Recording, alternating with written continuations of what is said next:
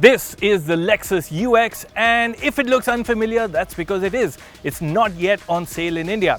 But while the good folk at Lexus decide if, when and how to bring it to India, we've got a sneak peek of it in two flavors. And I think more than anything else, it's their number plates that'll tell you what makes them just so very different.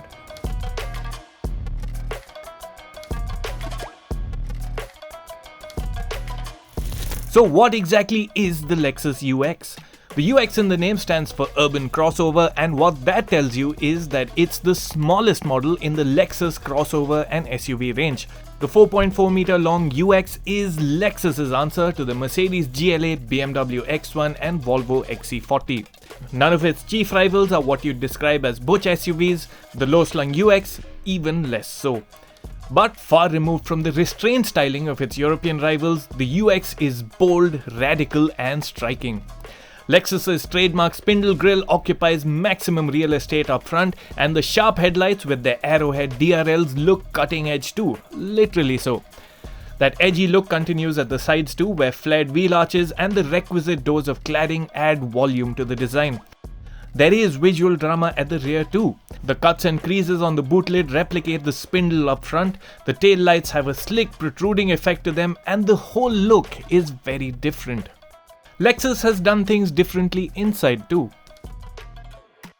In a world of larger and larger touchscreens and fewer buttons, the UX's cabin actually comes across as a refreshing change. There's a button for each of your climate control functions. There are dedicated buttons for the seat heating and cooling and steering heating functions down here. There's a dedicated pad for your audio system controls and even a touchpad for the infotainment screen. There's even a bud-like knob at the side of the instrument console for the drive mode selector. Now, this array of buttons might be seen as user-friendly or outdated depending on which side of the touchscreen debate you're sat on. On the subject, that 10.3-inch screen is not a touchscreen and can only be operated via the touchpad. You get a screen at the instruments too, and it's packed with info. Of the other things, you will like the look of things inside. It's got a nice layered design.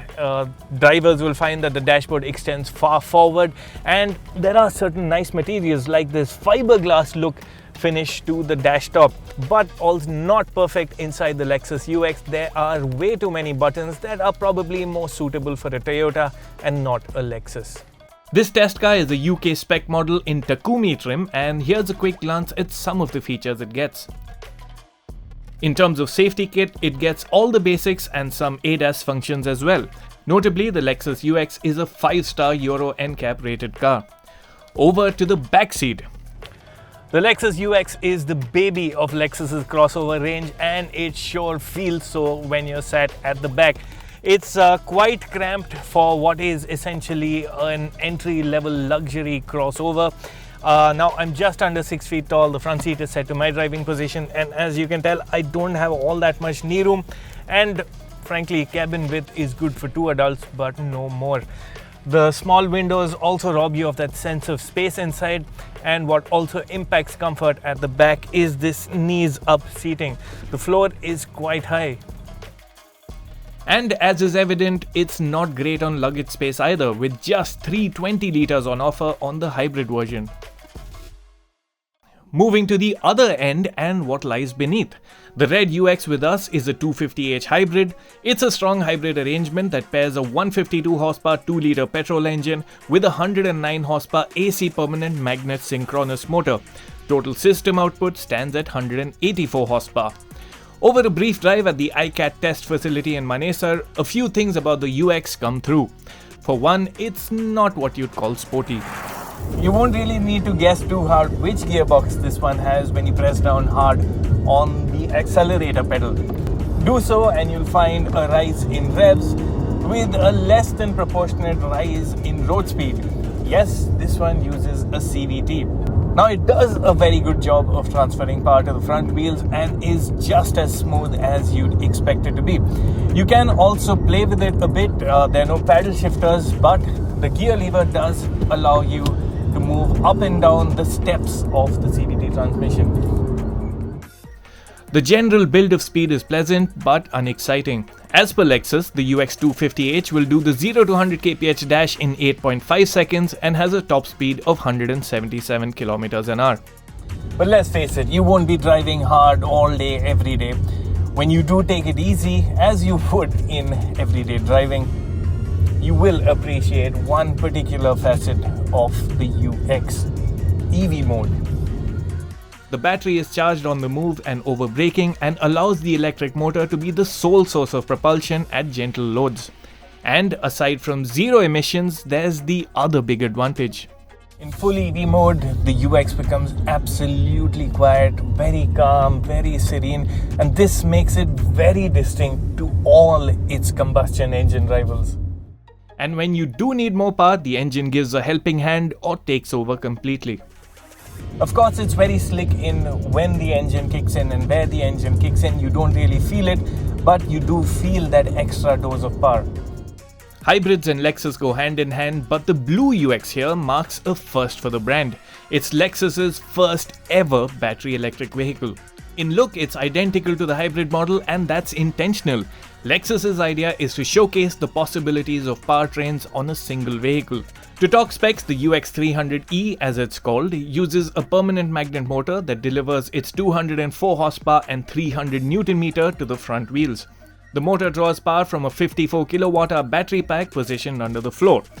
AC and DC charging is possible, with a 50 kW DC fast charge juicing up the battery pack from 0 to 80% in 50 minutes.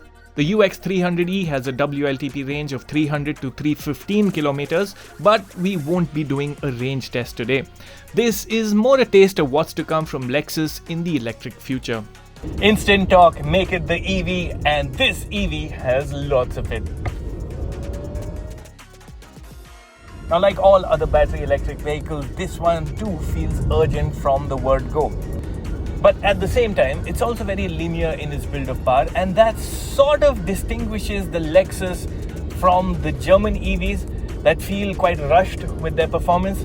It's very smooth, it's, well, very Lexus in how it goes about its business. Don't get me wrong though, because the UX is fast. It's just that it masks its speed so well that often you look down at the speedometer and actually be a bit shocked to know that you're going a lot faster than you expected to. And when you want to dial things up, you have this little knob at the side of the instruments, sport mode activated, and the Lexus will wind its way to higher performance. The UX300E sure feels faster than its official 7.5 seconds 0 to 100 kph time. Performance does drop off after 110 kph or so, and top speed is restricted to 160 kph. It's not quite the driver's choice of EV, but is nice to drive in its own way. On this course, I can tell that this is not the sharpest handling of the EVs, but it is composed, it feels confident, and again, the overwhelming feeling is that this is a car that puts comfort over sportiness. Again, it's at everyday speeds that you experience the best of the UX300E. Refinement is, of course, a highlight. And I'm not talking only of the noise insulation levels, which are excellent. Even ride comfort is really good. Now, the suspension is clearly set up on the softer side. You can feel the car move around on the slightly wavy patches on this track. But there are also some broken patches on this track, and on those you can feel that the Lexus is very absorbent. It goes about its business very quietly, and I think that is something that will really be appreciated in India. So that in a nutshell is the Lexus UX for you. It's a departure from the typical entry luxury crossover template and seeks to distinguish itself with its rad look. Lexus is still testing both versions for India and working out a business case to bring either or both of them. The UX 250h could come in at around 50 lakh rupees, and it's that strong hybrid tech that would give it an edge over conventional combustion engine rivals. However, it's the UX 300e electric version that comes across as something truly unique. Sure, Volvo's similar-sized XC40 Recharge will be a whole lot more powerful, but even so, the UX300e has got the future-proof powertrain to match the out-there styling. It's comfy, it's quiet, and generally very likable. question is, will buyers digest the estimated 60 lakh rupee price tag? Well, if the demand for the 1 crore plus luxury EVs is anything to go by, there's sure a market for the UX300e too. What are your thoughts on the Lexus UX? Let us know in the comment section below, and if you haven't already, please subscribe to the Autocar India channel and hit the bell icon for the latest from us.